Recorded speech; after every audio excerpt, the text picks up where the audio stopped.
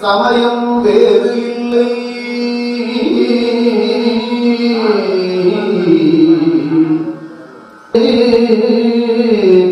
உய்வை தரச் செய்த நால்வர் பொற்றாள் எம் உயிர்த்துணையே இல்லை வாழ்ந்தனதே முதலாக சீர்படைத்த புராணங்களை உலகறிய விரித்துரைத்த செல்வமணி குன்றத்துயர்ந்தமை கண்டால் இணைத்தாள் போற்றி நாராங்க வல்லடி கடந்த நகர் மறைஞான சம்பந்த நிழல் ஐங்கர் பெருமான் வேள்வியாளர் நடைபெற உள்ளது. ஆகையால் இப்பகுதிவா மக்கள் அனைவரும் திரளாக கலந்து கொண்டு எல்லா அந்த விநாயகப் பெருமான் திருவருளை பெற்று உய்யுமாறு அன்போடு அழைக்கின்றோம்.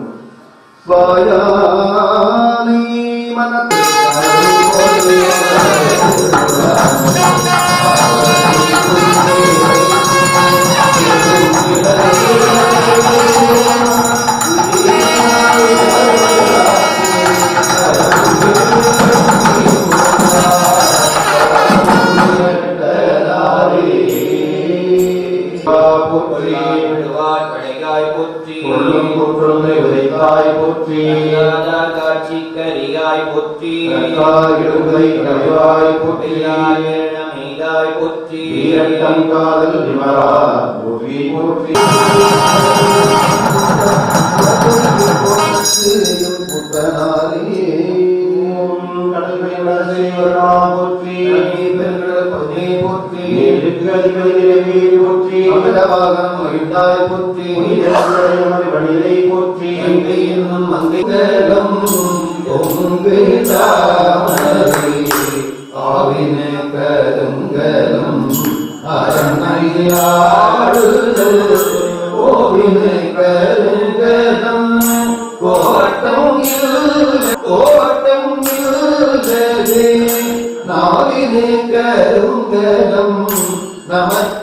நமச்சிவாயமே நாவி மாலையோடு அங்கையில்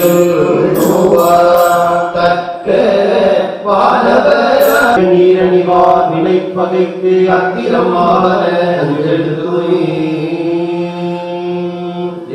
துறையாய் புற்றி ஆகம் என்னொரு அனாய் புற்றி ஒற்றி ஓம் நமச்சிவாய புயங்கனே மயங்குகின்றேன் ஒற்றியோ நமச்சிவாய புகழிடம் புகின்ற நீ வழக்கிலா அமணர்ந்த நஞ்சும் அமுது ஆக்கி வித்தார் நிஜகம் நைந்து நினைவினாலும் பஞ்சகம் மற்ற துதிரோள் சுமகன் ஏகதந்தன் துளங்கு கபிலன் கசகர்ணன் சொல்லும் இளம்போதனன் விகிதம் தொகும் விக்கிரராசன் புகழால் அதிவிநாயகன் துமகேது உடனே கணாதியாக்கம் அருள் செய்யும் கருணை விழிக்கு இலக்காகி இந்நானிலத்தும் என் இடத்தும் கண்டு கண்டு மணிவேறு திரிசூடம் தோன்றும் தோன்றும் வளசடைமேல் விளவதியம் தோன்றும் தோன்றும் அடியேறு கமல்வந்தை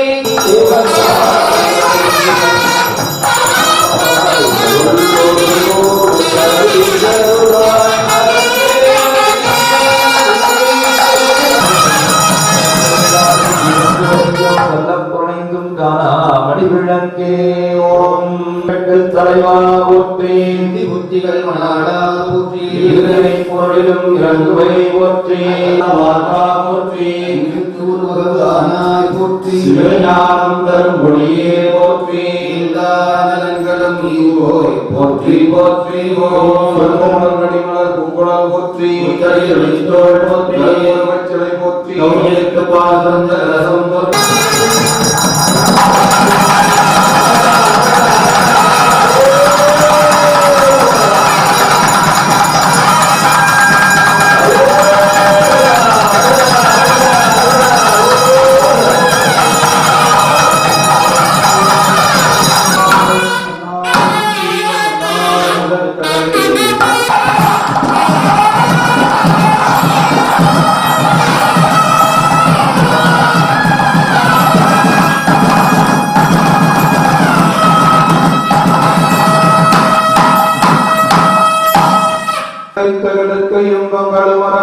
தந்து பொச்சடையும் முக்கண்ணம் தாய்தான் உணர்த்தே மின்வளத்தை அங்கு சமாசம் அணிந்து வெப்புயிர்த்து ஆரணங்கை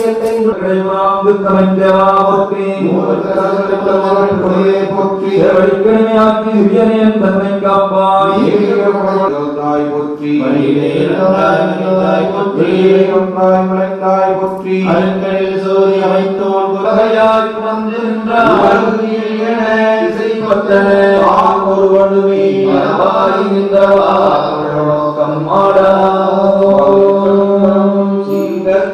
வேடை பயிரும் பெருமாற கோடும் வேட முகமும் விளங்கு சந்தூரமும் கற்பகடிதேன் பழமுகலும் ஜிகபாகனை இப்பொழுது வந்து குழந்தையில் புகுந்து குருவடிவாகி குமரகம் தந்தல் திருவடி கருடி கோடாயுடத்தால் கொடுவினை கலைந்தே கதவை அடைப்பதும் காட்டி ஆராதாரத்து அங்குத நிலையும் பேராயிருத்தி சூடிய கதவை வெண்களை காதாடெடுக்கும் கருத்தறிவித்தே அமுத நிலையும் ஆதித்தனியக்கம் மூலசகாயம் குணத்தையும் கூறி நிலையும் தெரிதன படுத்தி கருத்தில் கபாலவாயில் காட்டி இருத்தி மூர்த்தி இனிதர கருடி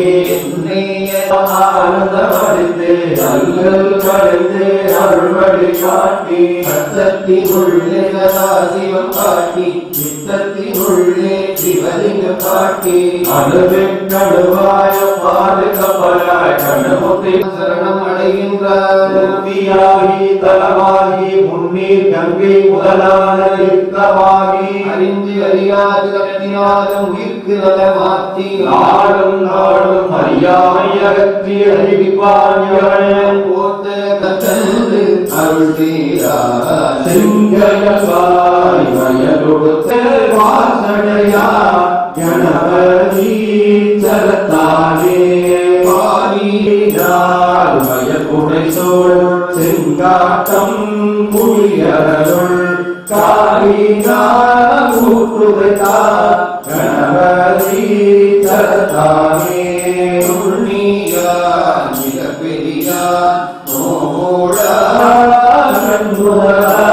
கணபதி சரத்தானே மையினார் மலர்கள் கணபதி சரத்தானே ஆனூரா குடிகருவாய் அன்றிருவ தேந்துணரா கணபதி சரத்தானே வெளிமுகலும் சமணர்களும் நீவரத்த சாத்தியரும் பழிமுகராதயருள் பார்த்து அருளாத பண்பினார் ஒளிநுகரும் திருத்தொந்தற்கு அருள் செய்யும் பொருளாக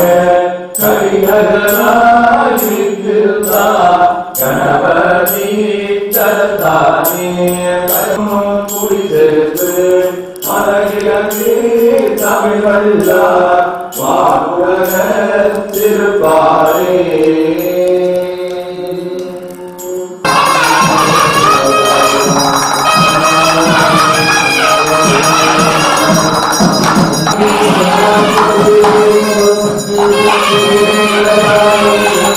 Thank you.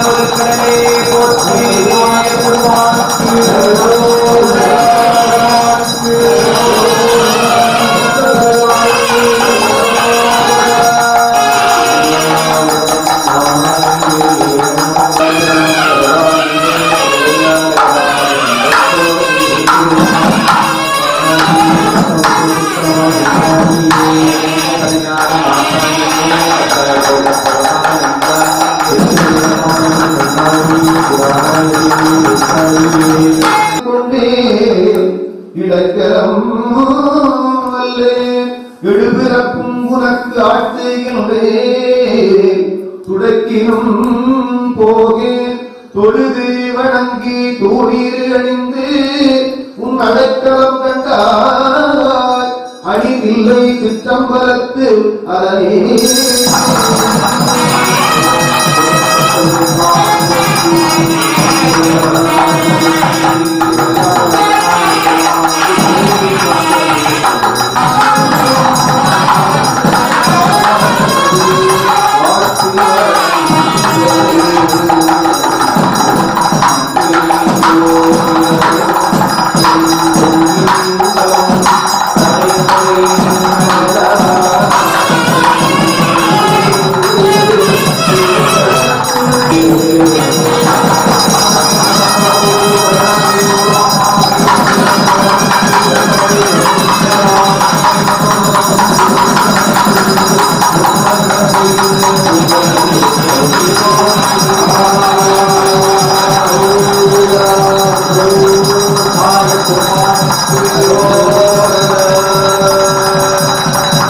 மகரமாய் நின்ற வானவ போற்றி அவருன்னவராம் பரனே போற்றி மண்ணாய் விண்ணாய் மலர்ந்தாய் போற்றி வடிசை போற்றி கடைசெறி என்றோர் தலைவ போற்றி கச்சடையோர் செல்வ போற்றி கற்கருளும் இறைவா போற்றி அழகுறச் செவ்வேற்று அங்காயும் மகத்தானாய் போற்றி மடவிலங்களிலே மணியே போற்றி உலகியாய் சிவன்மணி குலகுவோய் போற்றி திருச்சாடியோர் பிரானே போற்றி செயலார்வா நன்னாய் போற்றி எல்லாவினை எரிவாய் போற்றி கைமுகத்தி எந்தாய் காப்பாய் போற்றி ஆங்காரம் உடை அறுப்பாய் போற்றி ஆங்கார் என்ப பராமர போற்றி கடவுளுக்கும் கணியே போற்றி மங்களக்கான மலையே போற்றி இன்று என்றே அழகானில்லே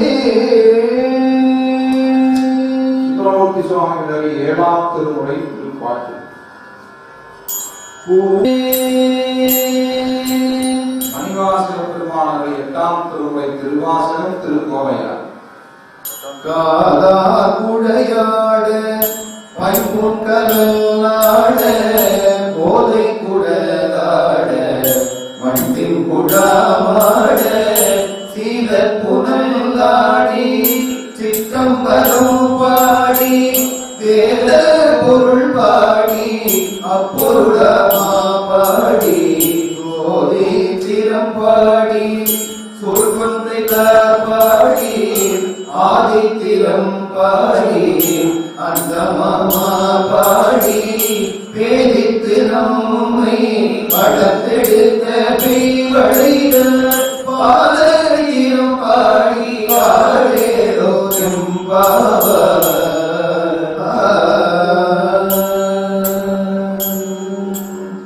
ஆனந்த வெள்ளத்தில் எழுந்து மோடி உயிர் ஆகிரியுரு கொண்டே ஆனந்த வெள்ளத்திலே திளைத்தாருக்கும் அம்பலம் சே ஆனந்த வெள்ளத்தில் அறைகளோன் அருள் பெற்றவரில் ஆனந்த வெள்ளம் வத்தாது முத்தாது இவனினமே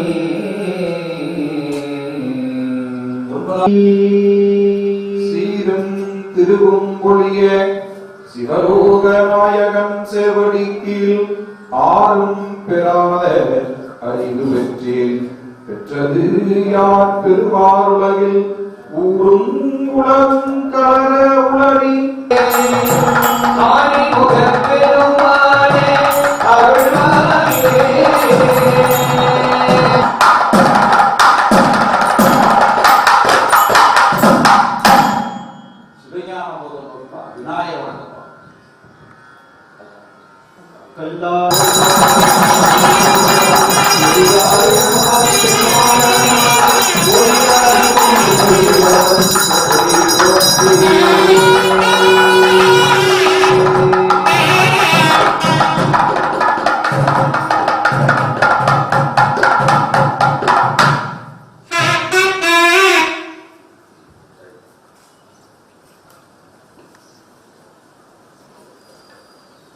மந்திரமாவது நீர் வானவர் நீர் நீங்க சுந்தரமாவது நீர் திங்கள் கடல் நீர் மந்திரமாவது நீர் சமயத்திரத நீர் சுந்தரவாயு பந்தல்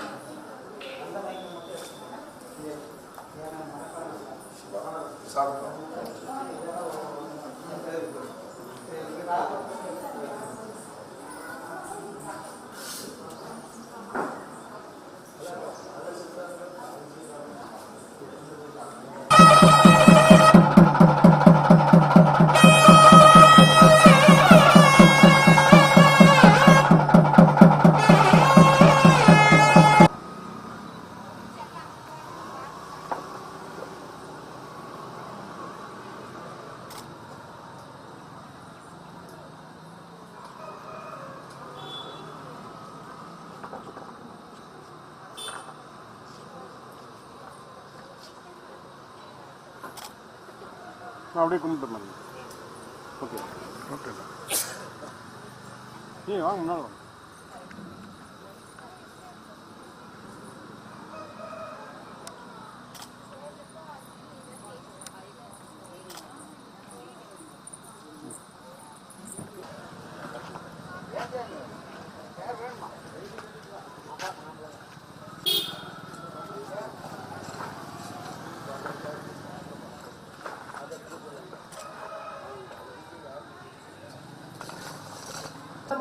வளர்ந்து 16 சிவகலைகள் ஆகமங்கள் மிகவும் அறிவோதும் அந்த திருவடிகளே நினைந்து துதியாமல் தெரிவையர்கள் ஆசி மிஞ்சி வெகு கவலையாய் உழன்று பழனி மலை மேல் அமர்ந்த பெருமாளே பழனி மலை மேல் அமர்ந்த பெருமாளே உங்களுக்கு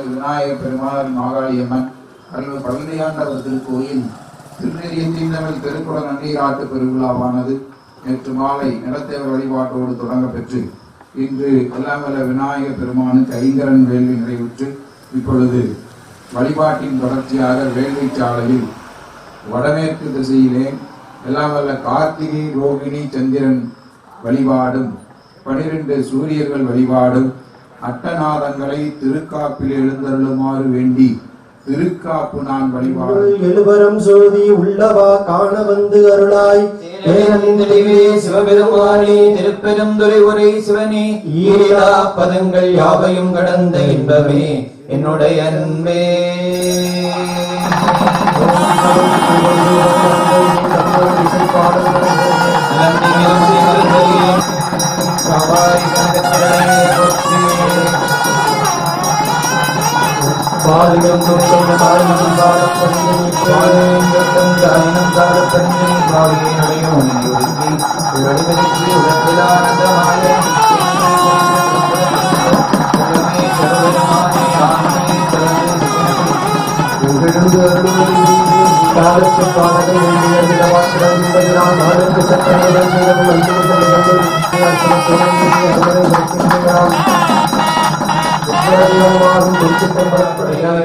கொள்ளும் கூற்றுண்டு கல்லாத காட்சி கரியாய் போற்றி கலைவாய் போற்றி மீதாய் போற்றி காதல் விவளம் உருவமாய் கோலம் நீடியர் மறைவு சுரத்தின் மேலாம் திருச்சிற்றம்பலத்திலிருந்து ஊடகம் செய்கின்ற குந்தளவு வானை காவில் வெள்மதி மல்கு பொல்கு குத்தே உடையான் கழற்கு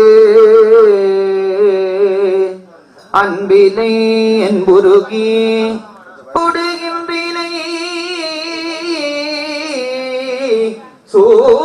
சூட்டுகின்றதும் இல்லை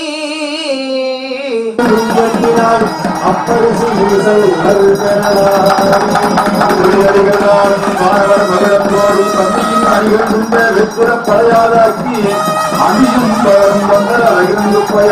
நந்தியம் பெருமான் பாலனை மலர்ந்து வைத்தாம் மணியே மணி சூரியே ஒளிரும்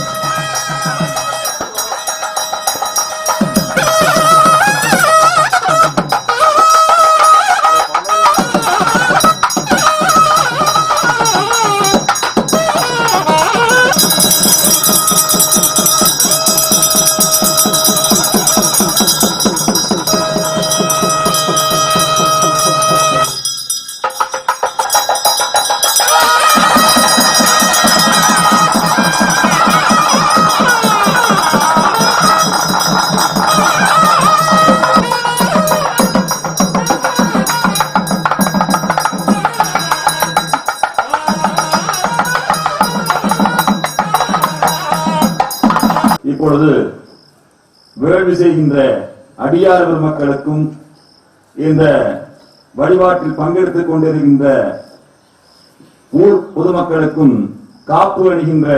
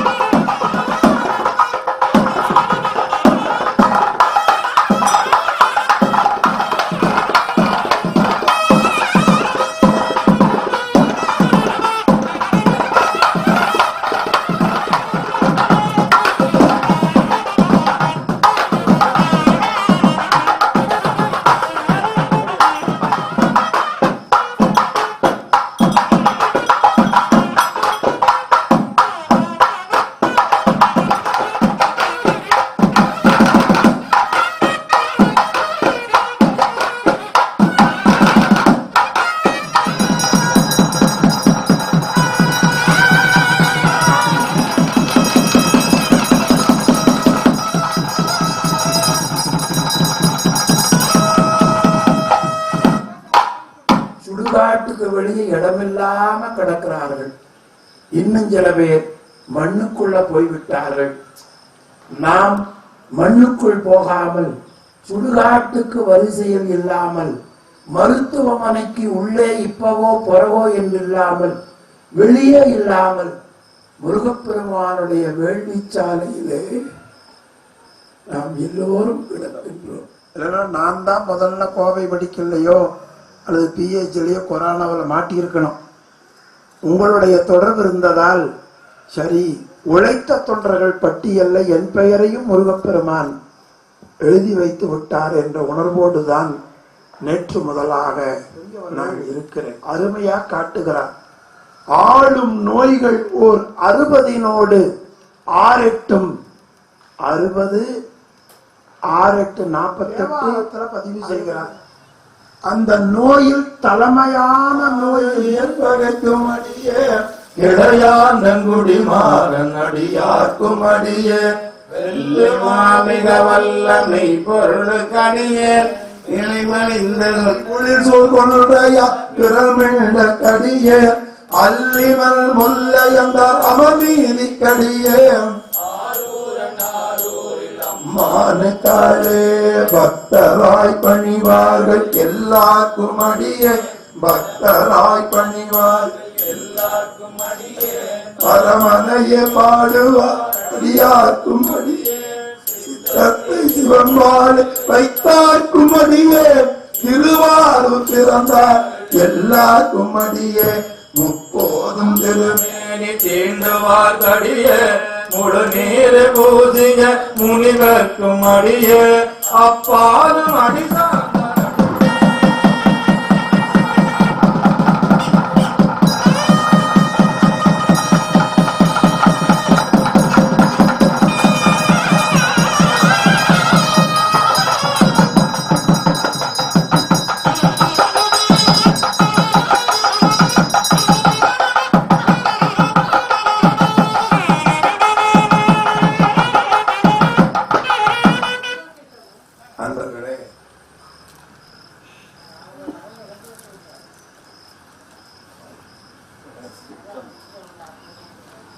வெற்றிவேல் முருகனுக்கு அரோகரம். அன்பு சார்ந்த ஆண்டோர் பெருமக்களே, நம்முடைய கோவை பழனி அருள்மிகு பழனியாண்டவர் திருக்கோவிலுடைய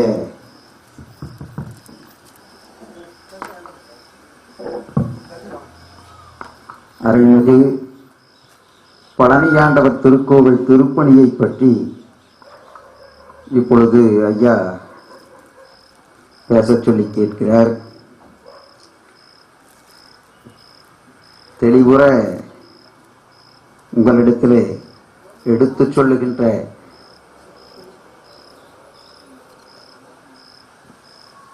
மனோநிலையும் ஆற்றலும் இல்லாத பொழுதும் கூட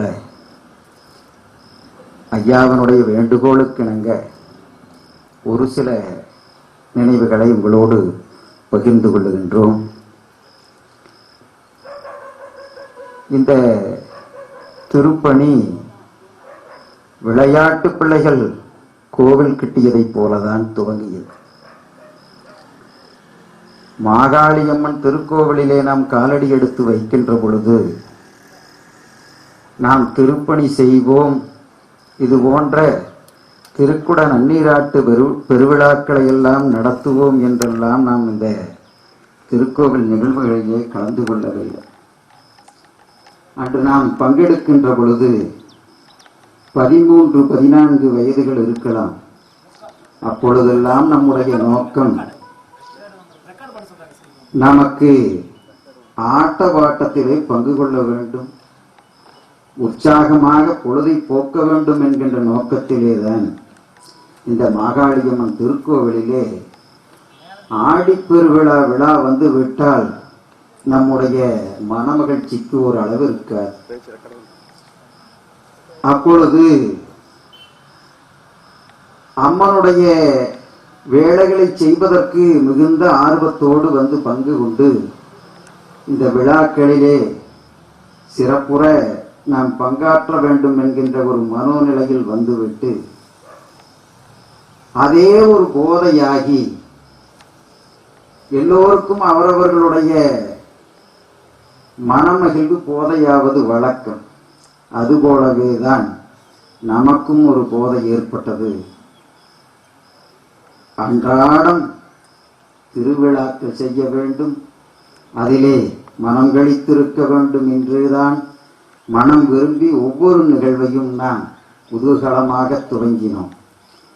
ஆனால் இறைவனுடைய ஆணை ஏதோ ஒரு வண்ணம் நம்மை எடுத்துச் சென்று இந்த திருப்பணிக்கு வித்திட்டது. நாம் பங்கு கொள்ளுகின்ற எந்த ஒரு சிறு அமைப்பாக இருந்தாலும் அதனுடைய வரவு செலவு ஒழுங்குமுறைகளை சரியாக கடைபிடித்தோம் என்று சொன்னால் தானாக அது ஒரு உச்சநிலைக்கு நம்மை கொண்டு செலுத்தும் என்பதற்கு நம்முடைய அன்பு திருக்கூட்டம் தான் சான்றாக இருக்கும்.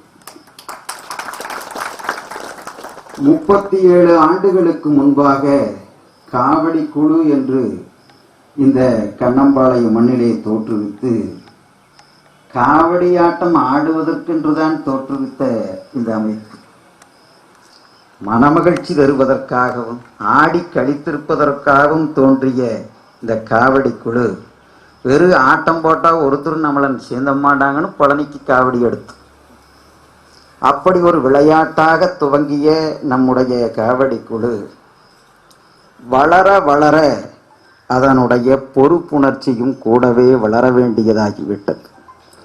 பெரியவர்களெல்லாம் நம்மை மதித்து பணம் கொடுக்கின்ற பொழுதும் அவர்கள் நம்மையும் ஒரு பொருட்டாக மதித்து நமக்கு உணவிடுவதும் நம்மை வணங்குவதும் நம்மை போற்றுவதுமான நிகழ்வு படிப்படியாக நம்முடைய மனதை பண்படுத்தி இந்த ஒரு உயர்வான நிலைக்கு கொண்டு வந்திருக்கிறது என்று சொல்ல வேண்டும். காவடி குழுவிலே நாம் காட்டிய ஒழுங்குமுறை, அந்த திட்ட மதிப்பீடுகள், அப்பொழுதெல்லாம் ஒவ்வொரு பைசாவிற்கும் மிகப்பெரிய கஷ்டம். காவடியை முத்தரித்து வைத்திருப்போம், அந்த காவடிக்கு போடுவதற்கு மாலை இருக்காது. கிணத்து மேட்டிலே இந்த திண்ணீர் பத்தினீர் சொல்லுவாங்க, அது படர்ந்து கிடக்கும். அதனை போய் பறித்து கொண்டு வந்து மாலை கட்டுவதற்கெல்லாம் தெரியாது. ஒருத்தர் அந்த கைத்தை போட்டு சுருக்கு வச்சு பிடிச்சுவாங்க, ஒருத்தர் சொருகி இப்படி மாலை கோர்ப்போம். மாலை கோர்த்து காலை 8 மணிக்கு படி விளையாட துவங்கினால் இரவு 12 மணி ஆகும். இரவு 12 மணி வரையில் கால்நடையாகவே நடந்து தோட்டம் தோட்டமாக காவடியை தூக்கி படி விளையாடி சாப்பாடெல்லாம் ஏதும் இருக்காது. நேற்றும் கூட அன்பர்களுக்கு அதை நினைவுபடுத்தினேன். 5 வாத்தியக்காரர்கள் வருவார்கள் திடும் வாசிப்பதற்காக. அவர்களுக்கு பொழுதானால் ஒரு ஆளுக்கு 30 ரூபாய் சம்பளம் கொடுக்க வேண்டும். அந்த சம்பளம் கொடுப்பதற்கு என்று வசூலாக தோட்டம் தோட்டமாக சென்ற பொழுது இந்த நிகழ்வை நான் கொச்சைப்படுத்துவதற்காகவோ அவருடைய இதை புண்படுத்துவதற்காகவோ சொல்லவில்லை.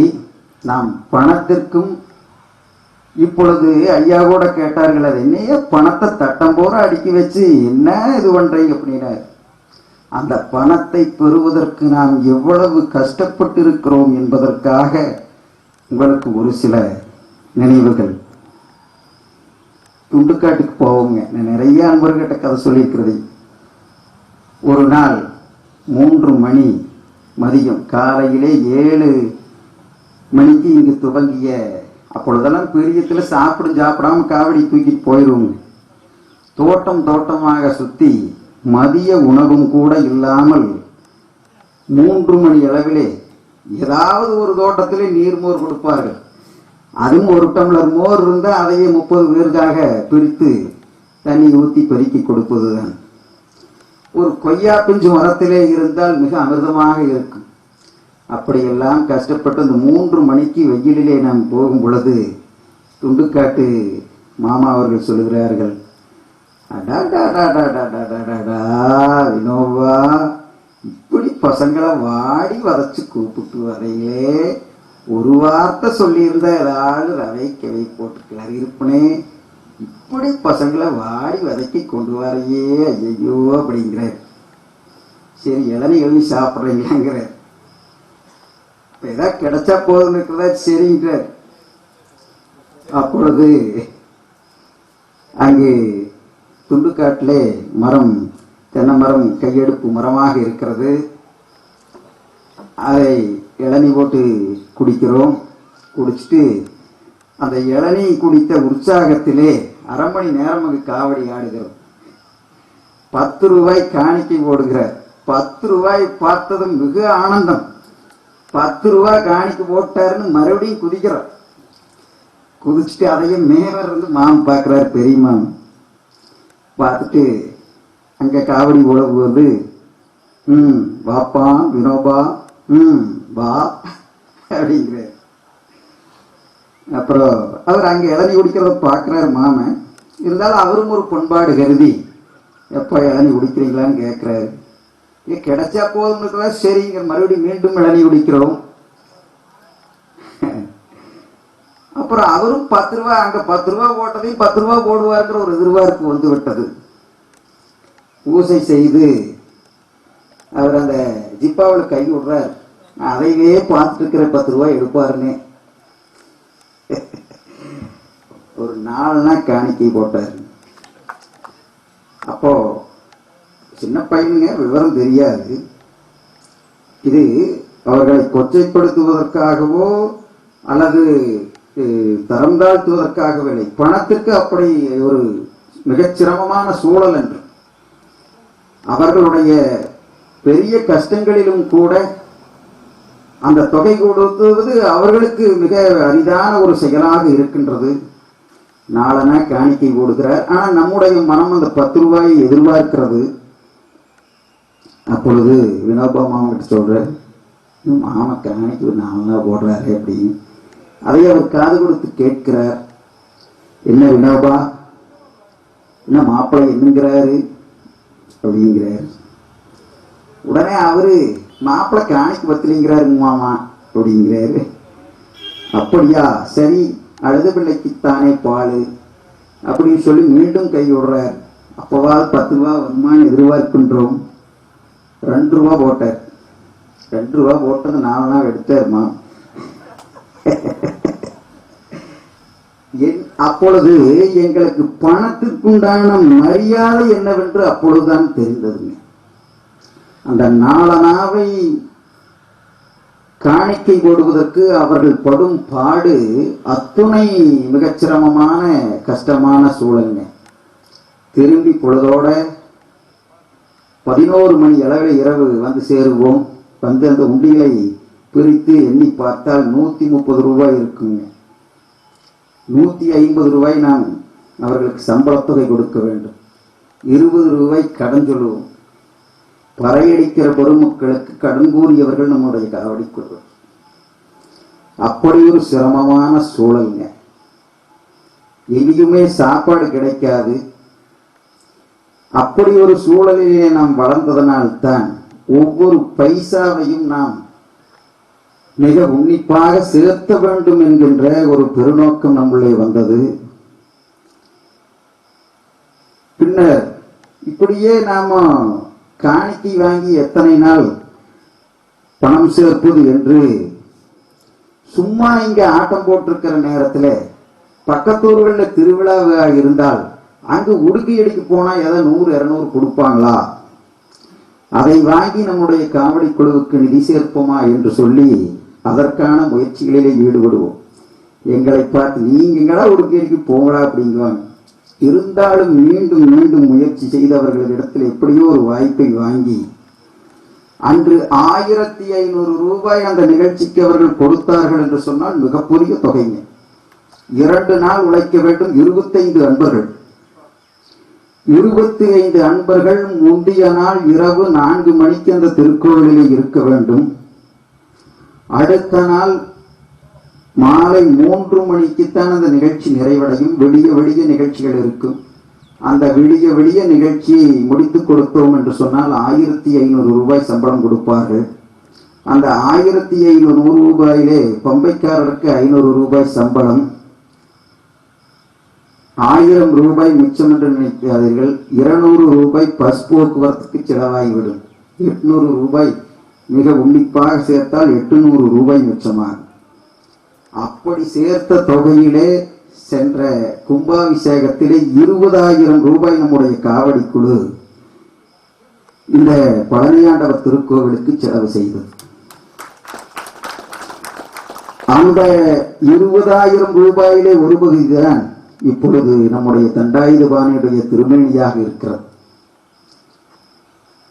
அந்த தண்டாயுதபாணி திருமேனியை நம்முடைய காவடி குழு அன்பர்கள் அப்படி சிரமப்பட்டு உருவாக்கி தொகையிலே உருவான திருமேனிங்க. அப்படி படிப்படியாக நம்முடைய உழைப்பையும் கணக்கு வழக்குகளையும் பார்த்த அன்பர் ஒரு மக்கள் இப்பொழுது எந்த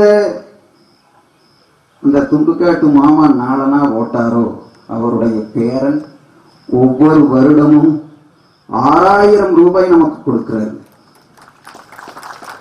அவருடைய வழித்தோன்றல் அவருடைய பேரன் என்று துண்டுக்காட்டு மாமாவுடைய பேரன் ஒவ்வொரு வருடமும் நமக்கு 6,000 இருந்து 9,000 ரூபாய், இந்த வருடம் 9,000 ரூபாய் கொடுத்திருக்கிறார் என்று அப்படி அந்த நாளனாவை வாங்குவதற்கு நாம் செய்த பணிவு இன்று அவருடைய வழித்தோன்றலை 9,000 ரூபாய் கொடுக்க வைத்திருக்கிறது என்றுதான் நான் நினைக்கின்றேன். இப்படி ஒவ்வொரு ரூபாயையும் மிக உன்னிப்பாக காத்து வைத்து இந்த மாகாளியம்மன் திருக்கோவிலில் முதலாக விடுவிடு வேலைக்குத்தான் நம் காவடி குழு வந்து இறங்குகிறது. அந்த காவடி குழு அன்பர்களுடைய சீரிய உழைப்பை பார்த்த பெரியவர்கள் நம்முடைய அன்பர்கள் ஒரு சிலரை நிர்வாக குழுவிலே சேர்த்து, ஏனென்று சொன்னால் அன்றைய நிர்வாக குழுவிலே இருந்த பெரியவர்கள் எல்லாம் களமிறங்கி வேலை செய்ய மாட்டார்கள். அப்பொழுது களப்பணியாளர்களுக்கு நம்முடைய போன்ற குழு அன்பர்கள் தேவை என்பதற்காக நம்மை பயன்படுத்தி கொண்டார்கள். ஆனால் அந்த பயன்பாட்டை மிக உன்னதமாக நாம் பயன்படுத்தினோம். எப்படி விழா பண்ணினா சிறப்பா இருக்குமோ அதை அவங்க சொல்லி தூண்டுகோலாக இருப்போம். அப்படித்தான் நம்முடைய மாகாளியம்மன் கோவிலிலே கொண்டம் போடுகின்ற நிகழ்ச்சி நடைபெற்றோம். கொண்டம் போடணும்னா அது கொண்டத்தினுடைய வழிபாடோ முறையோ எதுவும் நம்மளுக்கு தெரியாதுங்க.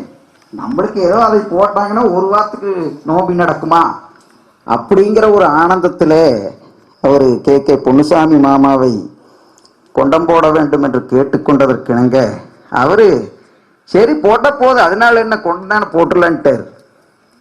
ஆனால் நிறைய ஊர் மக்களுடைய பல்வேறு விதமான எதிர்கருத்துக்கள் வந்தது. ஆனால் அதையும் மீறி நம்முடைய வேண்டுகோளுக்கு இணங்க அன்று 60 அடியிலே கொண்டம் போட்டு மிகச்சிறந்த முறையிலே 3 ஆண்டுகள் அந்த விழா நடந்தது. முதல் ஆண்டு கொண்டம் போட்டு கொண்டம் எரிகின்றது. நானும் அவசர சுப்பிரமணியமானும் அப்படி சைடில் போறோங்க, நடந்து போறோம் கயிறு கட்டுறதுக்காக. கால் முடியெல்லாம் கருகுதுங்க ஓரத்தில் நடந்து போற பொழுது. அப்ப நாங்க நினைக்கிறோம், ஐயோ நாம ஏமாந்து விளையாட்டாக இந்த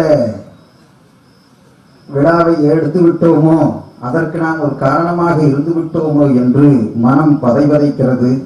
இருந்தாலும் அன்று 100க்கும் மேற்பட்ட அன்பர்கள் இந்த குண்டத்திலே இறங்கியும் ஒரு சிறு குறையும் ஏற்படவில்லை. ஆனால் அதுவே விளையாட்டாக மாறி அடுத்த ஆண்டு யாருடைய மனதிலும் ஒரு பயபக்தி இல்லாமல் அது என்ன மயிரப்பொழுது கொண்டு வந்தேன் அப்படி இந்த வார்த்தை அனைவர் வாயிலிருந்தும் வந்தது. அது என்ன கொண்டு வந்தேன மயிரப்பொழுது இப்படியே சொன்னார். அந்த ஆண்டு அம்மனுடைய சக்தி அத்துணை பேரையும் அந்த வேலையை செய்யும். இறங்கியதிலே 7-8 குழந்தைகளை தவிர அத்துணை பேர்களுக்கும் கால்களிலே கொப்பளங்கள். அப்பொழுது உண்மையிலேயே மாகாளியம்மனுடைய அருளாற்றல் மிக உன்னதமானது என்பதை உணர்ந்து மிக பயபக்தியோடு நம்முடைய விளையாட்டுகளையும் ஒழுங்குபடுத்தினோம். அப்படி இறை உணர்வு ஏதோ ஒரு வகையிலே நம்மை படிப்படியாக ஒழுங்கு செய்து முழுமையாக நாம் நிர்வாகத்திலே பங்கு கொள்ளுகின்ற வாய்ப்பை நமக்கு வழங்கியது. அந்த வாய்ப்பிலே நம்முடைய ஜமீன்தார் தோட்டம் பாலுசாமி கவுண்டர் தான் நம்ம எல்லாம் ஒழுங்குபடுத்தியதிலே மிகப்பெரிய பங்கு வகிக்கின்றார். அவருடைய தந்தையார் நம்முடைய பழனியாண்டவர் திருக்கோவிலை ஓட்டு வில்லையிலே இருந்து கற்கோவிலாக மாற்றியதிலே பெரும்பங்கு வகித்தவர் வேளப்ப கவுண்டர்.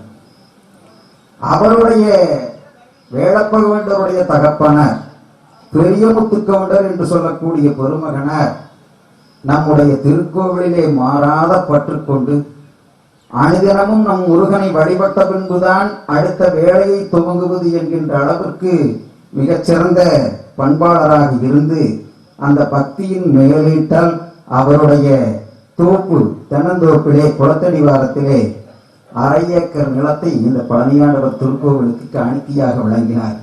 50 தென்னை மரம் உட்பட ஒரு நாள் தண்ணீர் முறையும் சேர்த்து தானம் கொடுத்தார்.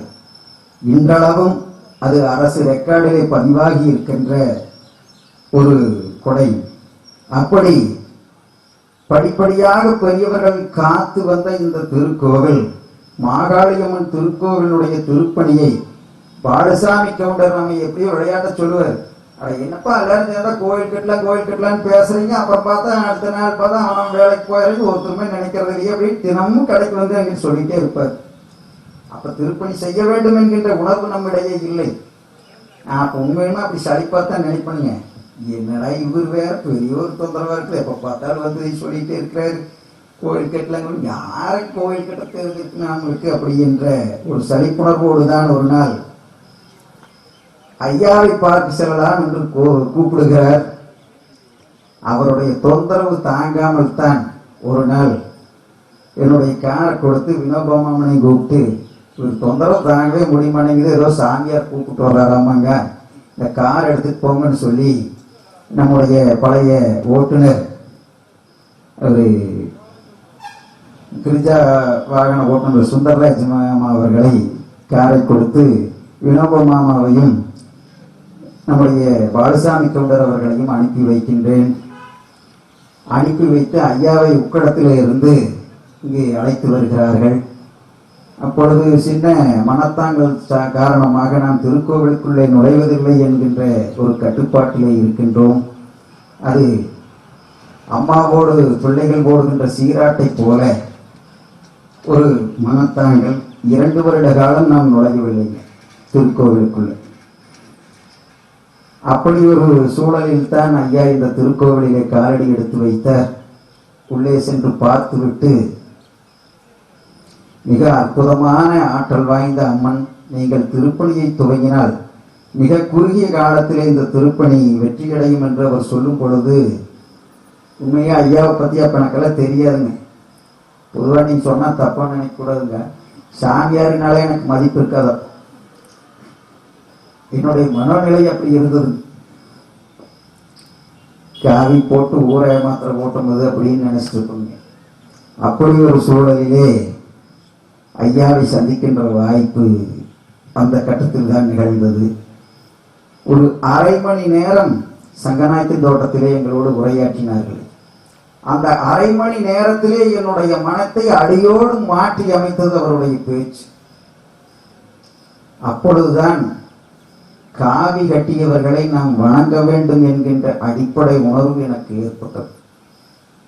அன்றிலிருந்து ஐயாவின் மீது மிக உயரிய ஒரு மரியாதையின் மனத்துளே பங்கு கொண்டு அவரை அடிக்கடி நம்முடைய ஊருக்கு வரவழைக்க வேண்டும் என்கின்ற எண்ணம் மேலோங்கி, வாய்ப்பு கிடைக்கும் பொழுதெல்லாம் அவருடைய உரையாடி அவருடைய வழிகாட்டுதலை சிறமேற்கொண்டு இந்த திருப்பணியை துவங்கினோம். 10 லட்சம் ரூபாய்க்கு திட்டம் போட்டோம். 10 லட்சம் ரூபாய் நம்மை நம்பி யார் கொடுப்பார்கள் என்று அன்று மனம் பதைவதைக்கிறது. அப்பொழுது ஐயா சொன்னார்கள், நான் சொல்லுகின்ற நெருகிலே நீங்கள் 25 இளைஞர்கள் ஒன்று கூடி ஒழுங்குபட்டீர்கள் என்று சொன்னால், எப்பொழுது உங்களுக்கு பணம் தட்டுப்பாடு ஏற்படுகிறதோ அப்பொழுது என்னுடைய எஞ்சினை போட்டு இழுத்து விடுவது என்னுடைய கடமை. ஆனால் நான் சொல்லுகின்ற நெறி பிரகாரம் உருத்ராக்கம், திருநீறு, 5 எழுத்தை மூலதனமாக கொண்டு நீங்கள் 25 இளைஞர்கள் செயல்பட வேண்டும் என்று ஐயா சொன்ன நெறிப்படி அன்று 25 இளைஞர்கள் தயாரானோம். அப்பொழுது எந்த ஒரு சலசலப்பும் நம்முடைய அமைப்புல இருக்காது. இன்னைக்கு வரைக்கும் அப்படி இருக்காது. இருந்தாலும் இன்னைக்கெல்லாம் ஒரு சில எதிர்கருத்துக்கள் வந்து அது தோற்கிறது. அன்றெல்லாம் எதிர்கருத்துக்களுக்கு வாய்ப்பே இல்லை. எல்லாருக்கும் ஒரே குறிக்கோள், கோயில் கட்டிவிட வேண்டும் என்கின்ற ஒரு குறிக்கோளாகத்தான் இருக்குங்க. அப்படி 10 லட்சம் ரூபாய்க்கு மொத்த திட்டம் வகித்த இந்த திருப்பணிக்கு 7.25 லட்சம் அன்றே நம்முடைய அன்பர்களே கொடுப்பதாக ஒப்புக்கொண்டோம். ஒவ்வொருத்தரும் 25,000, 50,000, 1 லட்சம் நாம் கொடுத்துடலாம். அன்னைக்கு கொடுத்துடலாம்னு சொன்னமே தவிர அதுக்கு என்ன வழி என்று தெரியாது. அப்படி ஒரு சூழலில் தான் நம்முடைய பொருளாதாரம் இருக்கிறது. இருந்தாலும் ஒரு நம்பிக்கையின் அடிப்படையிலே 7.25 லட்சத்தை உறுதிப்படுத்தி விட்டுத்தான் ஊர்க்கூட்டத்தை போட்டோம். ஊர்க்கூட்டத்தில் அரை மனதாகத்தான் பெரியவர்கள் நம்மிடத்திலே இந்த திருப்பணியை ஒப்புவித்தார்கள். ஏனென்று சொன்னால் அதற்கு முன்னாலே நம்முடைய ஊரிலே எந்த ஒரு திருப்பணியும் முழுமை பெறவில்லை. நான் யாரையும் குறைபடுத்தி பேசுவதாக நினைக்க வேண்டாம். 45-50 ஆண்டுகளுக்கு முன்னாகவே கண்ணமியம்மன் திருக்கோவில் கட்டுவதற்காக கல், மண், கம்பி அத்தனையும் கொண்டு வந்து போட்டு 2 கொத்து நிறைவடைந்த கற்கள் இன்றும் பார்த்தீங்கன்னா மாட்டுக்கடித்தாரையாக இருக்கும். அப்படி எல்லாம் ஏற்பாடு செய்யப்பட்டு அந்த திருப்பணி நின்று போய் இன்றும் அந்த திருப்பணி எடுப்பதற்கு ஆளின்றி அப்படியே இருக்கிறது. நம்முடைய மேற்கு பெரிய விநாயகர் திருக்கோவில் திருப்பணியை ஆரம்பித்த பரமசிவன் கோயில் மாமா அவர்கள் பல பேர் அதற்கு உதவி புரிந்தார்கள். எனக்கு தெரிந்து நம்முடைய சுவாமிகள் பொன்மணிவாச அடிகளார் பாலாலயம் செய்து கண்ணாடியிலே இறைவனுடைய ஆற்றலை இறக்கி கண்ணம்மியம்மன் கோவிலிலே கொண்டு போய் மாட்டி வைத்தது இன்னும் அந்த கண்ணாடி அங்குதான் இருக்கிறது. இதுவரை குடமுழுக்கு நடைபெறவில்லை.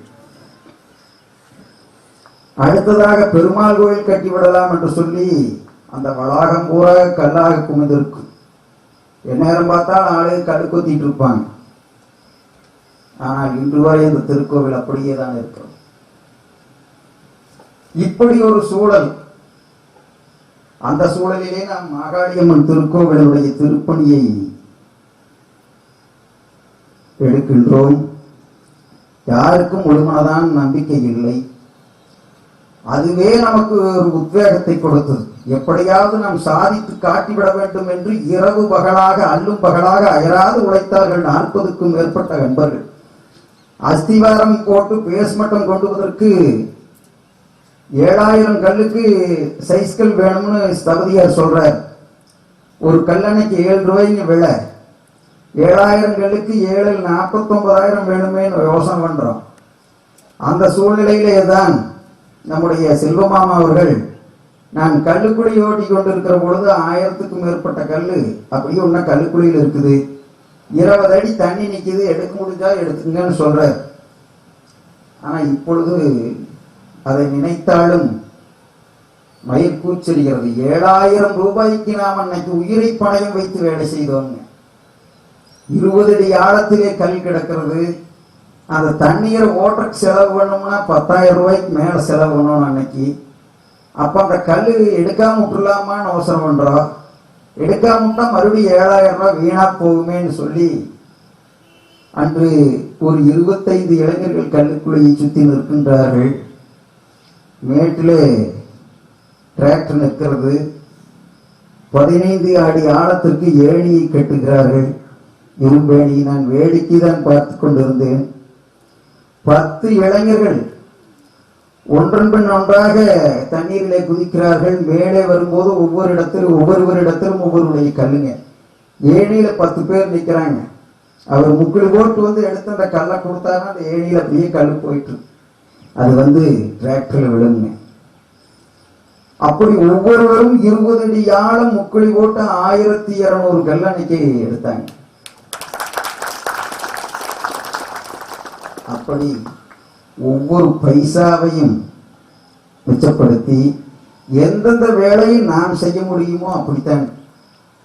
கடைசி வரை காம்பவுண்ட் கட்டுறதுக்கு பணம் நம்மளுக்கு சேராதுன்னு காம்பவுண்ட் அந்த பழைய காம்பவுண்ட் இடிக்காமையே வச்சிருந்தோங்க. அப்படியே கொத்தி விட்டு பூசிடலாம்.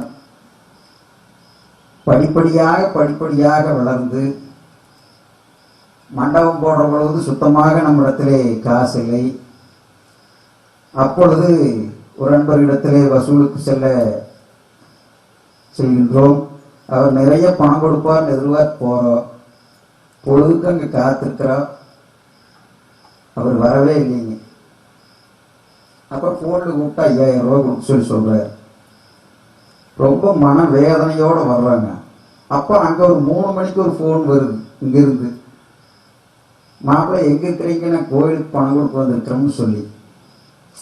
அன்னைக்கு லெவல்ல ஒரு 10,000 ரூபாய் கொடுப்பாருன்னு நாங்க எதிர்பார்க்கிறோங்க. சரி நீ போயிட்டு ஒரு 7 மணி சுமார் கோயிலுக்கு வந்துருங்கம்மா, நாங்க வந்துடுவோம் அதுக்குள்ளேன்னு சொல்றேன். நானும் பாலகிருஷ்ணனும் போயிருக்கிறோங்க. போயிட்டு திரும்பி கோயிலுக்கு வரக்கு மணி 7 ஆகி போச்சு. ஆனா அவர் 3 மணிக்கு வந்தவர் 7 மணி வரைக்கும் கோயிலே கொண்டுருக்காரு.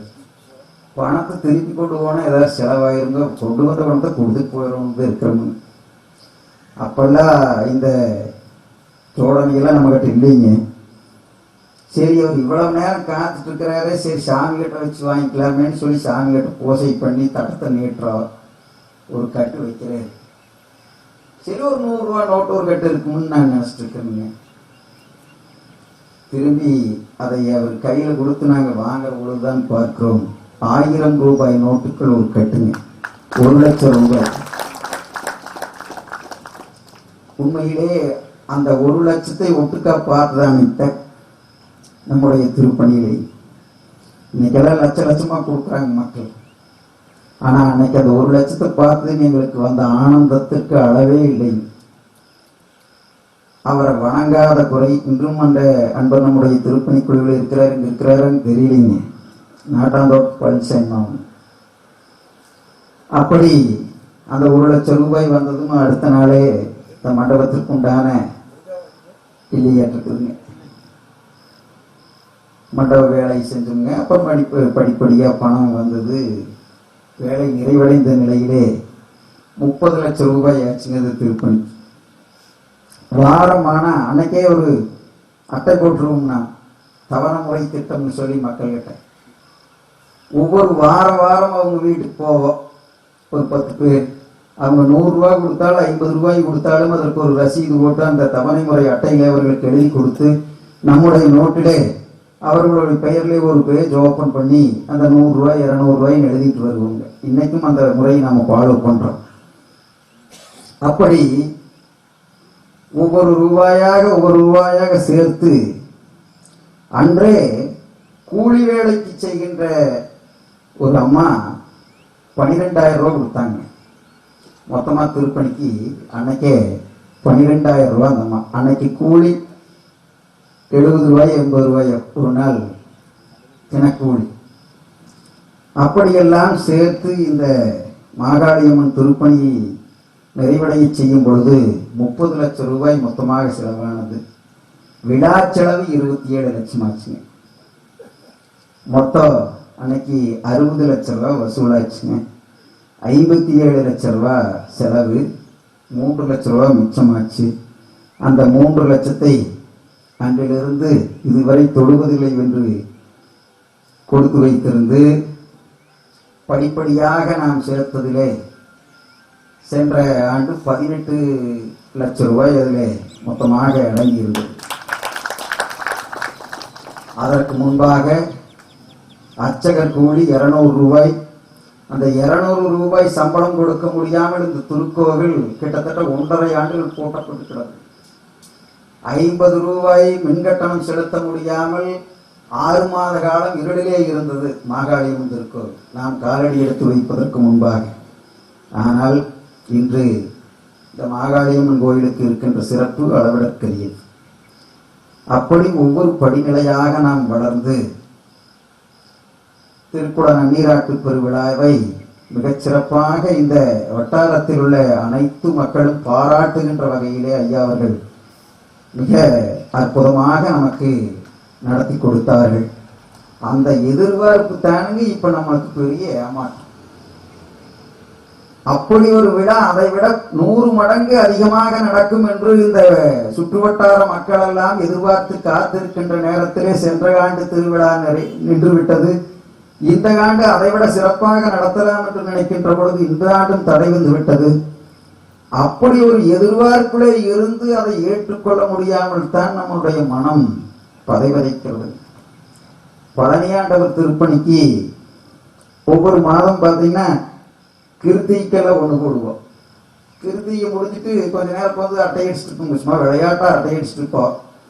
அப்போ பார்க்குற பொழுது இந்த கோயிலை பார்த்து என்ன இது கோயில், அங்கே கஜா முஜான்னு இருக்குது, இப்படி ஒரு வாயில் இருக்குது, இப்படி ஒரு வாயில் இருக்குது, சாமி கிழக்கு பார்த்து இருக்குது, கேட்டுக்கு வடக்கு பார்த்து இருக்குது, இன்னொரு தலைவாசல் மேற்கு பார்த்து இருக்குது. இது எல்லாம் ஒரு ஒழுங்குபடுத்தணும்னு ஒரு திட்டம் போடுவோங்க. அப்புறம் எதுக்கு எவ்வளோ செலவாகுன்னு எழுதுவோம்.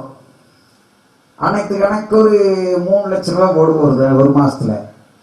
3 லட்சமா ஆகுமா, சரி பார்க்கலான்னு போயிடுவோம், அப்புறம் அதை மறந்துடுவோம். அடுத்த மாச திட்டம் போடுவோம், 6 லட்ச ரூபா வருது, அப்புறம் சரின்னு போயிடுவோம். இப்படியே அப்புறம் நாங்களே பேசிக்கு இதெல்லாம் ஆண்டி மடம் கட்டுன கோப்பு இதெல்லாம் நடக்கவா போகுதுன்னு போயிடுவோங்க. அப்புறம் ஒரு தடவை விளையாட்டா என்ன நினைக்கணும்னா இந்த கோயில் அப்படியே தூக்கி மேற்குமான வச்சிடணுங்க. மேற்குமான வச்சது பூரா நம்மளது, ரோட்டு பார்வையே ஆயிரு அப்படின்னு விளையாட்டாக சிந்தித்த ஒரு விருப்பம்தான் இன்று அற்புதமான திருக்கோவிலாக நமக்கு காட்சி தந்திருக்கிறது. ஒவ்வொரு மாதம் அப்படியே சிந்திப்போம். அப்பொழுது நம்ம அவசரமாக சொல்லுவார், பத்திரிகையில் ஒரு செய்தி வந்திருக்குங்க, ஒரு ஊர்ல 27 கிலோமீட்டர் ஒரு சர்ச்சை நகர்த்தி கொண்டு போய் வச்சிருக்காங்களாமா வெளிநாட்டுல. அதே மாதிரி நம்ம கோயில அந்த ஜாக்கி வச்சு அப்படியே தூக்கி திருப்பி மேக்க வச்சிடலாம் மேற்குமானா அப்படிங்குவாரு. அதற்கும் முயற்சி பண்ணுங்க. ஒரு பைசே கேட்ட கையில் இல்லைனாலும் திட்டம் வந்து மிகப்பெரிய திட்டமா இருக்குங்க. அப்புறம் அதுக்கும் நாங்க அதையெல்லாம் பிடிச்சா வீடெல்லாம் பிடிச்சி அவையிலையும் கூப்பிட்டு வந்து இங்க காமிச்சோம். அவங்க வந்து பார்த்துட்டு சுத்தி நிறைய வீடுகள் இருப்பதனால சாத்தியம் இல்லைங்க, அதுக்கு செலவிடுறதுக்கு நீங்க கோயிலையே இடிச்சு கட்டிக்கலாம்னு போயிட்டாங்க.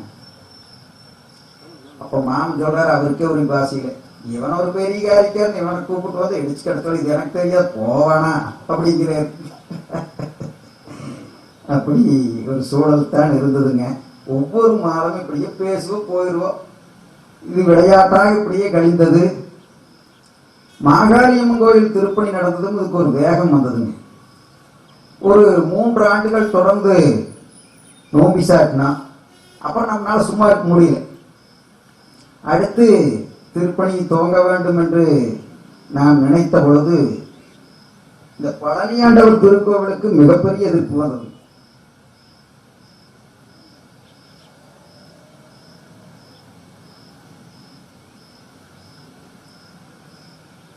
ஏன்னு சொன்னா அன்னைக்கு மாகாளியம்மன் திருக்கோவில் கொசவனோட்டில் இருந்ததுங்க. நாம என்ன ஒரு முயற்சி எடுத்தாலும் அது வளர்ச்சி. ஆனா பழனியாண்டவர் திருக்கோவில் ஏற்கனவே கற்கோவிலாக இருந்தது. அதை நாம் இடித்து விட்டோம் என்று சொன்னால் அதை விட பல மடங்கு உயர்வாக கட்ட முடியும்னா இடிக்கணும், இல்லைன்னா கமல் இருக்கணும். எல்லா பெரியவர்களும் நல்லா இருக்கிற போய் இவனுக்கு ஏன் போய் இடிக்க போறானுங்க அப்படின்னு தான் மனசுக்குள்ள நினைச்சாங்க. வெளிப்படையாக நம்மகிட்ட காதுக்கு வர்ற மாதிரி பேசினாங்களே வேற நம்ம கிட்ட பேசலீங்க. இப்படி ஒரு சூழலில் தான் இந்த திருப்பணியை துவங்கினோங்க.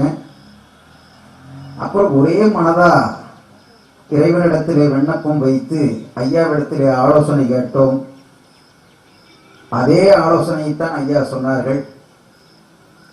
நீங்க ஒரே சிந்தனையா கந்தர் அனுபூதியை பாராயணம் பண்ணுங்கள், உங்களுடைய கோரிக்கையை இறைவனிடம் வையுங்கள், காலம் வரும்பொழுது இறைவனே கணித்து கொடுப்பான் என்று சொன்னார்கள். அதுபோல ஒரு நாள் அதற்கும் வந்ததுங்க.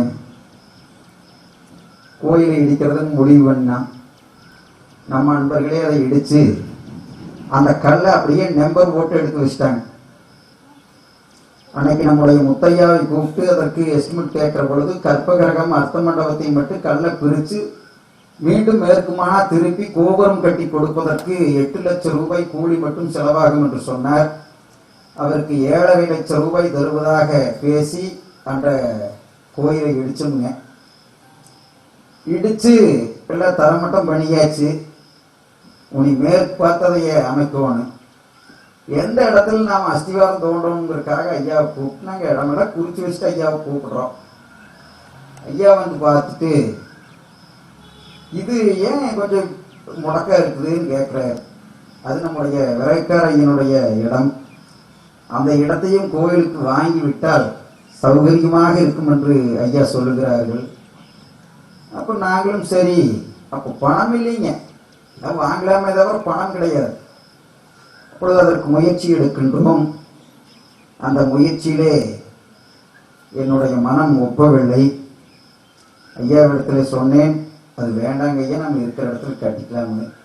ஐயா எங்களை விடுறதா இல்லைங்க. ஒரு நாள் இரவு இதை பற்றி அலைபேசியிலே பேசிக்கொண்டிருக்கிறார். பொள்ளாச்சியில இருந்து பேசுறாருங்க. நாங்கள் கோயில் கட்டப்போன்னு பேசிட்டு இருக்கிற ஐயா கூட. ஐயா பேசிக்கிட்டே இருக்கிறார். 1.5 மணி நேரத்துக்கு மேலே போன் பேசிக்கிட்டே இருக்கிறாரு. நான் அந்த இடம் ஆகாதுங்க வேண்டான்னு சொல்கிறேன். ஐயா இல்லை, அதை இப்போ வாங்கணும், அதை வாங்கினா எப்படி சிறப்பாக இருக்குது என்னங்கிறத பற்றி சொல்லிகிட்டே இருக்கிறாரு. 1.5 மணி நேரம், மணி இரவு ஒரு 1:45 2 இருக்குங்க.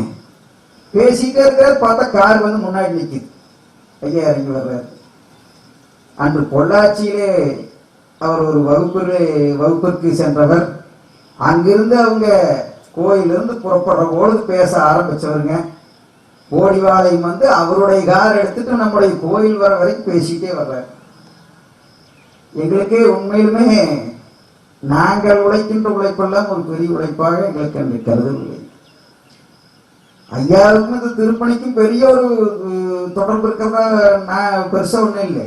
அவர் வழிபாட்டுக்காக நம்மளை சொல்றாருன்னு நினைக்கலாம், இது பண்ணலாம் நினைக்கலாம். அந்த திருக்கோவிலை உருவாக்கி விட வேண்டும், அது உருவாக்கும் நம்முடைய அன்பர்கள் உருவாக்குகிறார்கள், அது மிகச்சிறப்பாக அமைய வேண்டும் என்கின்ற பெருநோக்கிலே நம்முடைய சிந்தனையை சிற்பமாக வடிவமைத்து அதை இப்பொழுது மிகப்பெரிய திருக்கோவிலாக உருவாவதற்கு மூல காரணமாக இருந்தவர் ஐயாவுதான். 1:30 மணிக்கு அவர் வந்து 1:45 இருக்குன்னு அவர் வந்து இறங்குற போது எங்களுக்கே ரொம்ப மனசு எப்படி இருந்ததுன்னு சொல்ல முடியாது வார்த்தை. அப்புறம் ஐயா சரி இதுக்கு நவனியன் ஒத்து வர மாட்டான் அப்படின்னு என்னை விட்டார். அடுத்து வினோபா மாமாவையும் செல்வ மாமனையும் கூப்பிட்டு பேசுறாரு.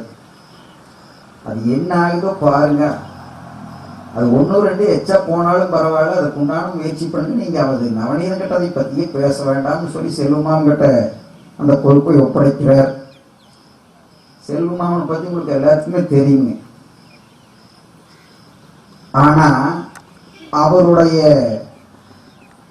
என்ன சொல்றதுங்க, அத்தனை நிலையும் அதை மாத்திட்டு அதுக்காக அவங்க கிட்ட சரணாகதியே அடைஞ்சவர் செல்வமாமன். யார் கூட போட பார்த்துக்கலாம்னு சொல்றவரு அதுக்கு நேர் எதிர்மாறாக தன்னுடைய நிலையை மாற்றி கொண்டு அந்த இடத்தை எப்படியும் பெற்றுவிட வேண்டும் என்பதிலே நடையா நடந்து அதை முடித்து கொடுத்தாருங்க. கூட மகாலிங்கமும் அதற்கு உறுதுணையாக இருந்தார். அப்பொழுதும் அவர் சொன்னார், 4 லட்சம் ரூபாய்க்கு அது விலை பேச முற்படுகின்ற பொழுது என்னுடைய மனம் ஒப்பவில்லை. அப்பொழுது சொன்னார், அந்த இடத்துக்கு வாங்குற குழந்தை 1 லட்சம் ரூபாய் நான் கொடுத்துருங்க அப்படிங்கிறார். வினோபா மாமன் நான் 1 லட்சம் கொடுத்துருங்கிறார். அன்னைக்கு வினோபா மாமாவுடைய சூழ்நிலை அவருடைய வீட்டினுடைய பொருளாதாரத்தை மேம்படுத்துவதே அவருக்கு பெரிய சிரமம். அந்த சூழலில் அவர் 1 லட்சம் ரூபாய் கொடுத்துருங்கிறார். செல்வ மாமாவும் அப்படித்தான் என்று அவர் மிகுந்த பொருளாதார தட்டுப்புட்டிலே சிரமப்பட்டு கொண்டு இருக்கின்ற சூழலில் அந்த வாக்குறுதி கொடுக்கிறார். சரி, அது எப்படியோ நடக்கு, நீங்களாம் முடிவு பண்ணிட்டீங்க, நான் என்ன பண்ண முடியும்னு சொல்ற. அப்பவும் எனக்கு அந்த மனம் ஒப்பவில்லை. ஐயா சொல்லுகிறார், அவர்களை அழைத்து கொண்டு தேனீஸ்வரர் கோவிலுக்கு வாருங்கள், அங்கு வைத்து அவர்களோடு பேசலாம், அந்த திருப்பணியை பற்றி சொல்லலாம் என்று சொல்லுகிறார். அங்கு தேனீஸ்வரர் கோயிலுக்கு போறோங்க. 2 கார் எடுத்து அவங்க கூப்பிட்டு போறோம். அங்க 2 பேர் லுங்கி கட்டிட்டு அந்த கோயில் கூட்டிட்டு இருக்கிறாங்க. இவங்களை பாருங்கன்னு சொல்றாரு ஐயா. நாங்க எதுவும் வேலை செய்யறவங்கன்னு நினைக்கிறோம். அப்புறம் அவங்கள மறுபடியும் கோயிலுக்கு வந்து சாமியெல்லாம் கும்பிட்டு அவங்க 2 பேர்த்தையும் கூப்பிட்றாரு. அவங்க கையை கட்டிட்டு வந்து நிற்கிறாங்க. சொல்றாரு, இந்த கோயிலுக்கு இடம் கொடுத்த புண்ணியவான்கள் இவங்கதான் சொல்றாரு. அவங்களுக்கு இருந்த மொத்த பூமியே 1.5 ஏக்கராவுங்க. 1.5 ஏக்கராவில் ஒரு 3/4 ஏக்கர் அந்த கோயிலுக்காக எழுதி வச்சுக்கிறாங்க ஐயா. அவங்க மரமேறக்கூடிய தொழிலாளர்கள் நினைக்கிறீங்க, நாடார் குலத்தை சேர்ந்தவங்க. அன்னன்னைக்கு பணமேறம் ஏறி தெளிவரைக்கி அதைய கருப்பட்டியை காய்ச்சி வித்தாத்தான் அவங்க குடும்பம் நடக்கும். அந்த சூழலிலே நம்முடைய அவர்களுடைய பரம்பரை சொத்து 1.5 ஏக்கராவிலே 3/4 ஏக்கராவை அந்த தேனீஸ்வரர் கோவிலுக்கு ஒதுக்கி அந்த திருக்கோவில் அமைப்பதற்கு காரணகர்த்தாவாக இருந்தார்கள் என்று அவர்களை அறிமுகப்படுத்துகின்ற பொழுது நம்முடைய செயல்பாடுகள் எல்லாம் ஒரு கால் தூசிக்கு ஒவ்வாது என்று அப்பொழுதுதான் நம்முடைய மனதிற்கு புலப்படுகிறது. அவர்களிடத்திலும் அதை பற்றி சொல்லுகிறார்கள். மீண்டும் ஐயா அந்த திருப்பணியை பற்றி சொல்லுகின்ற பொழுது ஒவ்வொரு வீட்டிலும் 1 மூட்டை சிமெண்டிற்காக நாங்கள் வீடு வீடாக சென்றோம்.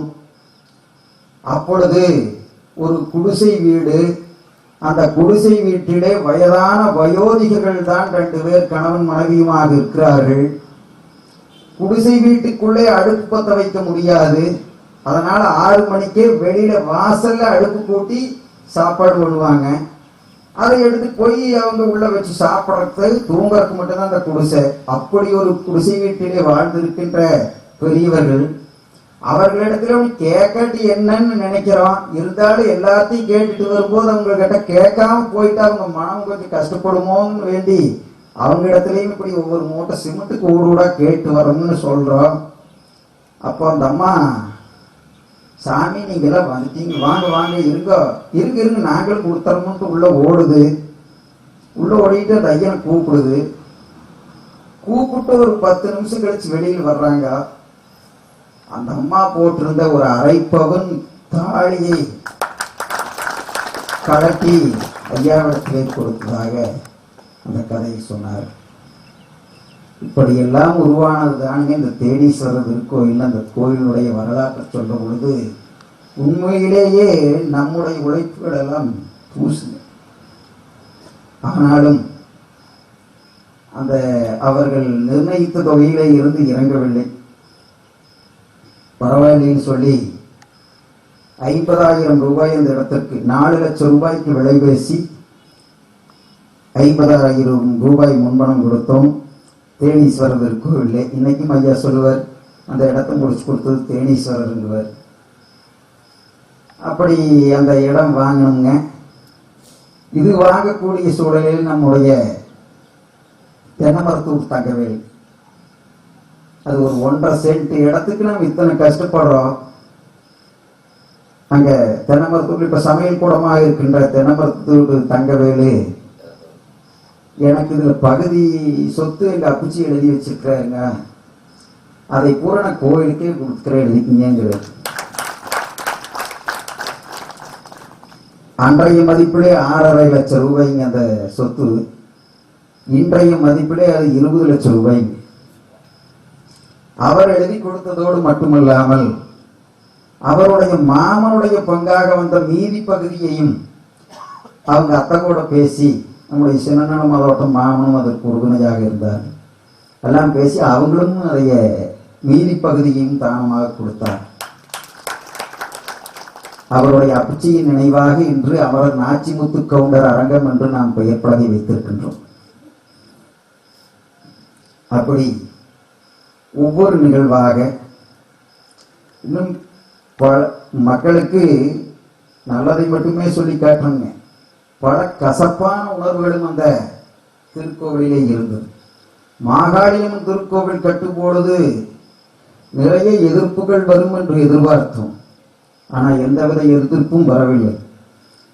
பழனியாண்டவர் திருக்கோவில் கட்டுகின்ற பொழுது எல்லா மக்களும் ஒத்துழைப்பார்கள் என்று களமிறங்கினோம். ஆனால் பல்வேறு கசப்பான உணர்வுகள், அதையெல்லாம் இந்த மேடையில் சொல்ல முடியாது, அவ்வளவு ஒரு கசப்பான உணர்வுகள். அதையெல்லாம் மிக துணிச்சலாக எதிர்கொண்டோம். வழக்கு மன்றத்திற்கு செல்கின்ற சூழல், காவல்துறைக்கு செல்கின்ற சூழல், அடிவடியிலே இறங்க வேண்டிய சூழல், இதையெல்லாம் கடந்து மிக உறுதியாக இருந்து அந்த திருக்கோவிலை ஒருவாறு கட்டினோம். கட்டம் உட்படுகின்ற பொழுது ஒருத்தர் வந்து சொல்றார், என்னப்பா பழனியாண்டம் கோயில் கட்டுறீங்களா? ஆமாங்க ஐயா. பழனியாண்டம்னு ஒரு 10 படி ஏறித்தான் கும்பிட்ற மாதிரி இருக்கோமாப்பா, இங்கே கீழே கீழே கட்டிக்கிறாரு ஐயா அப்படிங்கிறாரு. சரி, 10 படினா இன்னொரு 5 அடி தூக்க வேண்டியது வரும்னு நாங்கள் திட்டமிட்டு அதற்குண்டான ஆயத்த பணிகளை செய்கின்ற பொழுது இன்னொரு அன்பர் வர்றாரு. ஆனால் தூக்குறதே தூக்குறீங்க, ஒரு 10 அடியே தூக்கிருங்கப்பா அப்படிங்கிறாரு. அப்போ உண்மையிலேயே நமக்கு கோபம் தான் வருகிறது அவர்களை பார்த்து.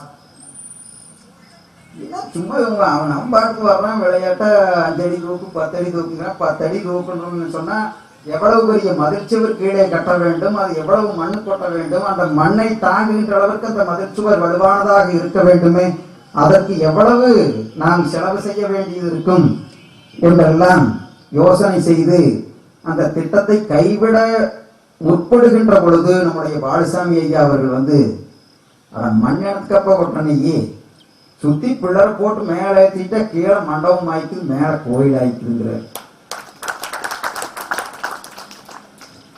பாலசாமி ஐயா இன்று வயோதிகத்தின் காரணமாக நம்முடைய அதிகமாக கலந்து கொள்கின்ற வாய்ப்பு இல்லாவிட்டாலும் கூட சந்திக்கின்ற ஒவ்வொரு சமயத்திலும் நம்மை செம்மைப்படுத்துவதிலே அவர் மிக உறுதியாக இருப்பார். புதுசாக கூட வரவருக்கு பார்த்தா அவர் என்ன சும்மா பேசிட்டே இருக்காரு, நீங்க சரி சரி ஆமா ஆமா அதே கேட்டிருக்கிறீங்க, இது 6 நாள் ஆகும் அப்படிங்கிறாங்க. ஆனா அவருடைய சொல்லுகின்ற சொல்லிலே மிக உறுதியாக நம்மிடத்திலே வலியுறுத்தி அதை ஆணி அடித்தது போல நம்முடைய மனத்தில் பதிய வைப்பதுதான் அவருடைய ஒரே நோக்கமாக இருக்குங்க. அது செல்வமாமனுக்கு நன்றாக அவரை பற்றி தெரியும். அப்படி அவர் சொன்ன ஒரு வேண்டுகோளின் அடிப்படையிலே தான் பில்லர் போட்டு கருவறையை அர்த்த மண்டபத்தை மட்டும் கீழிருந்து கட்டிடமாக கட்டி சுற்றி வரவும் பில்லர் போட்டு மேலே தூக்கணும். அப்புறம் 10 அடி தூக்கிறதுக்கும் இன்னொரு 5 அடி தூக்கிட்டா நல்லா இருக்கும், 15 அடியாக தூக்கினோம். எல்லாம் பில்லர் எல்லாம் போட்டுங்க. அது வரைக்கும் ஒருத்தர் எட்டியே பார்க்கல, நம்மாலையிலே பாதி பேர் வரல. இவனுக்கு எங்க போய் கோயில் கட்ட போறானுங்க, எப்படி பாதியில் போட்டு இருக்கிற வேற எடுத்துக்குவானுங்க அப்படின்னு தான் பரவலாக பேச்சிருந்தது. நான் ஒவ்வொரு நல்லது கெட்டது விசேஷங்களிலே கலந்து கொள்கின்ற பொழுதெல்லாம் ஒவ்வொருவரும் ஏதோ ஒரு விதத்திலே அதை சிறுமைப்படுத்துகின்ற நோக்கத்திலே என்னிடத்தில் சொல்லுவார். அவர் சொன்னாரு இவர் சொன்னாரு சொல்லுவாங்க. அப்ப நீங்க நிறுத்துங்கன்றது, நீங்க நிறுத்துங்க, நாங்க நல்ல முறையில மேல ஏறிட்டு இருக்கிறோம், நீங்க சொல்றத நாங்க நேரத்தை முளஞ்செருக்க வச்சிரு, நீங்க நல்லதை பத்தி யாராலும் சொன்னாங்கன்னா அதை பேசுங்க, இல்லைன்னா முச்சந்தியில பேசுறவனுக்கெல்லாம் நான் பதில் சொல்லணுங்கிற அவசியம் இல்லைன்றவங்க. யார் எதிர்ப்பதாக இருந்தாலும் சபை கூடுகின்ற போது வந்து எதிர்க்க சாமர்த்தியம் இருக்கிறவங்க எதிர்க்கலாம், எதிர்கருத்துக்களை சொல்லலாம், வாதம் செய்யலாம், அதில் முடிவெடுக்கலாம். டீ கடை பெஞ்சிலையும் பஸ் ஸ்டாண்ட்லையும் உட்கொண்டு எதிர்வாதம் பேசுறவையில எனக்கு ஒரு பொருட்டே கிடையாது, அவர்களுடைய பேச்சை என்னுடைய காதுக்கே கொண்டு வராதுன்னு தான் சொல்லணுங்க. அது பல நேரங்களிலே என்னை தலைக்கணம் பிடித்தவனாக காட்டினாலும் கூட அதிலே மிக உறுதியாக இருந்தோம்.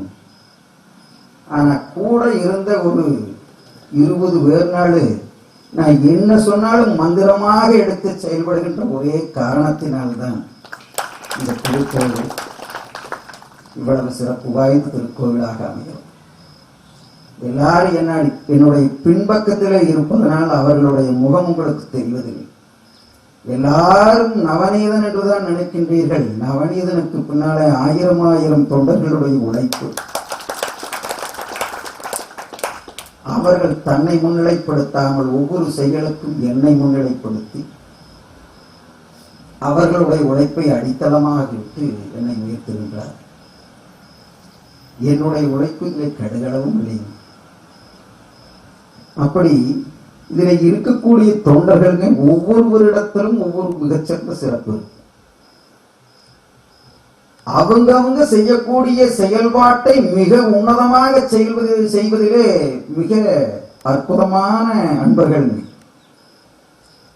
அப்படி பில்லர் ஓட்டு முட்டையில நிக்குதுங்க, கோபுரம் மட்டும் உச்சலானியில் நிக்குது. அதைய நம்முடைய சிற்பி முத்தையா அவர்கள் மிக சாமர்த்தியமாக என்னை கட்டி முடிச்சாருங்க. 15 அடி வரைக்கும் பேஸ் மட்டும் 15 அடிக்கு மேல கல்காரத்துக்கு மேல கோபுரங்க. தனியா அந்த இடத்துல நிக்குது. போறவனெல்லாம் பார்த்து சிரிச்சுட்டே போறேன், கோமாளி கோயில் கட்டுறானுங்க. அப்படி ஒரு சூழல்ல நம்முடைய ஏவன் ரவி தற்செயலாக இந்த கோவில் வளாகத்தில் வந்தவர் இதுக்கு ஏமாமா பிள்ளைகளும் போட்டு நிக்குது, காங்கிரீட் போடாம நிக்குதுன்னு கேட்கிறாரு. இது இவ்வளவு பெரிய பரப்பளவு எப்படி போடுறது என்னங்கிறது நம்மளுக்கு தெரியலைங்கிறார். நம்முடைய என்ஜினியர் நடராஜ் அவர்கள் மிக உறுதுணையாக இருந்தார். அவரு உண்மையிலே எனக்கே எல்லாம் தெரியும்னு எப்பவும் பேசுனது கிடையாது. இது என்னுடைய அனுபவத்துக்கு இது குறைவா இருக்குதுங்க, என்னுடைய சீனியரை கேட்டு சொல்றேன்னு சொல்லுவார். அவருடைய தன்னடக்கம். அப்படி அவர் வடிவமைத்து கொடுத்த வகையிலே தான் இந்த மேல்தளம்.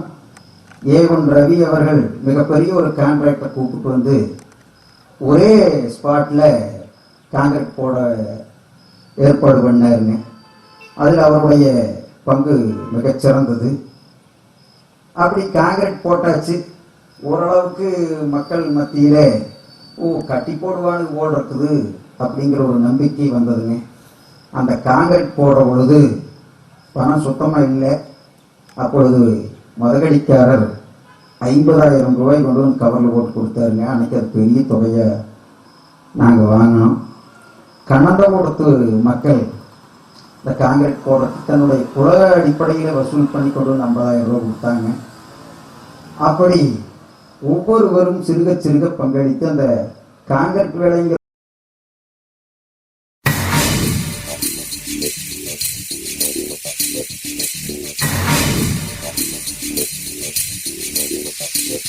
Ow.